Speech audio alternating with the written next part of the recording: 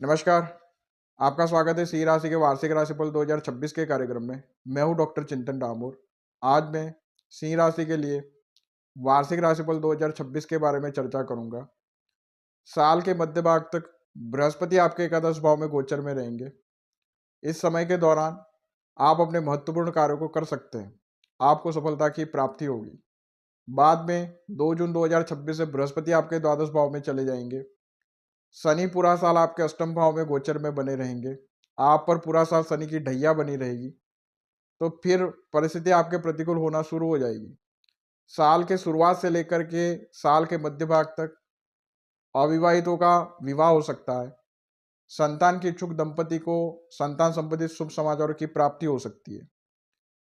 Relationship के लिए भी यह समय अनुकूल रहेगा। और शिक्षा प्रतियोगिता की बात करें तो उसमें भी आपको बेहतर परिणामों की प्राप्ति हो सकती है। आर्थिक दृष्टिकोण से भी यह समय अनुकूल है। आपकी आय में वृद्धि होगी और आपकी आर्थिक स्थिति में मजबूती आएगी। करियर के दृष्टिकोण से बात करें तो नौकरी पेशा वर्ग को प्रमोशन हो सकता है, सैलरी इंक्रीमेंट हो सकती है। अगर आप नौकरी में बदलाव करना चाह रहे हैं तो भी समय अनुकूल बना हुआ है, कर सकते हैं आप। व्यापारी वर्ग की बात करें तो व्यापार में वृद्धि होगी, आपको लाभ की प्राप्ति होगी और इस समय के दौरान आपकी आय में भी वृद्धि देखने को मिलेगी। फिर 2 जून 2026 से बृहस्पति आपके द्वादश भाव में चले जाएंगे और आपके दसम भाव पर शनि की तीसरी दृष्टि भी बनी रहेगी। तो फिर करियर में चैलेंजेस बढ़ना शुरू हो जाएंगे और व्यापार में हानि भी उठानी पड़ सकती है। इस समय के दौरान सप्तम भाव में राहु की स्थिति भी पूरा साल दिसंबर तक बनी रहेगी। तो व्यापार में कठिनाइयों का आपको सामना भी करना पड़ सकता है। साझेदारी के कार्यों में भी आपको नुकसान उठाना पड़ सकता है। शनि पूरा साल आपके अष्टम भाव में गोचर में रहेंगे। बीच में ये 25 जुलाई से वक्री होंगे और तकरीबन नवंबर तक ये वक्री रहेंगे। तो पूरा साल शनि आपके अष्टम भाव में गोचर में रहेंगे, आप पर ढैया भी रहेगी।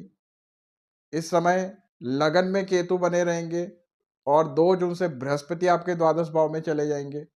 यह स्थिति आपके स्वास्थ्य के लिहाज से बिल्कुल ठीक नहीं है। स्वास्थ्य आपका प्रभावित होगा। इस समय के दौरान आपको शारीरिक कष्ट हो सकता है, पुरानी स्वास्थ्य समस्याएं आपकी बढ़ सकती है और इस समय क्रॉनिक डिसीज बढ़ सकते हैं। इस समय ऑपरेशन भी हो सकता है। तो आपको इस समय स्वास्थ्य का विशेष तौर पर अपना ध्यान रखने की जरूरत है। राहु आपके सप्तम भाव में गोचर में रहेंगे और शनि आपके अष्टम भाव में रह करके शनि की तीसरी दृष्टि आपके करियर पर रहेगी। तो इस समय के दौरान व्यापार में कठिनाइयां बढ़ेगी। करियर को लेकर के आपको तनाव फेस करना पड़ेगा। शनि की सप्तम दृष्टि आपके द्वितीय भाव पर भी बनी रहेगी। तो घर परिवार और पैसे की चिंता भी बनी रहेगी और शनि की पूर्ण दसम दृष्टि आपके पंचम भाव पर रहेगी। और पंचमेश बृहस्पति 2 जून से आपके द्वादश भाव में चले जाएंगे। तो शिक्षा प्रतियोगिता में भी आपको साल के मध्य से आपको साल के अंत तक प्रतिकूल परिणामों की प्राप्ति हो सकती है। इस समय के दौरान आपको पढ़ाई में कंसंट्रेशन बनाए रखना है और इस समय आपको ज़्यादा एफर्ट्स लगाने की ज़रूरत है। राहु तकरीबन दिसंबर तक आपके सप्तम भाव में ही गोचर में रहेंगे।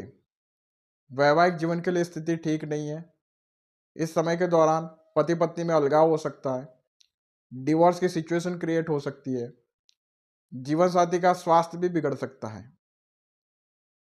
5 दिसंबर 2026 को राहु आपके छठे भाव में चले जाएंगे।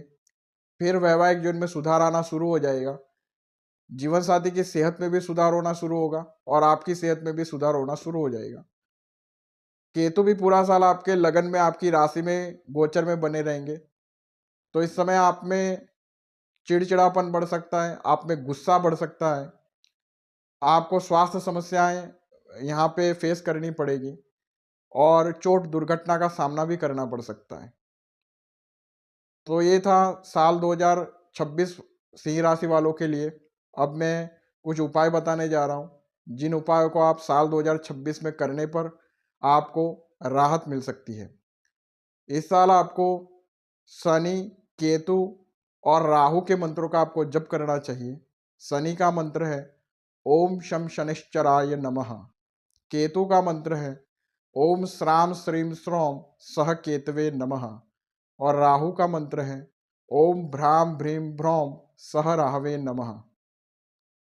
और अपनी जन्मपत्री किसी विद्वान ज्योतिषी से दिखाकर आप सूर्य का माणिक्य रत्न भी आप धारण कर सकते हैं। इन उपायों को करने पर आपको साल 2026 में राहत देखने को मिलेगी और आपका साल 2026 आपके लिए काफ़ी बेहतर होना शुरू हो जाएगा।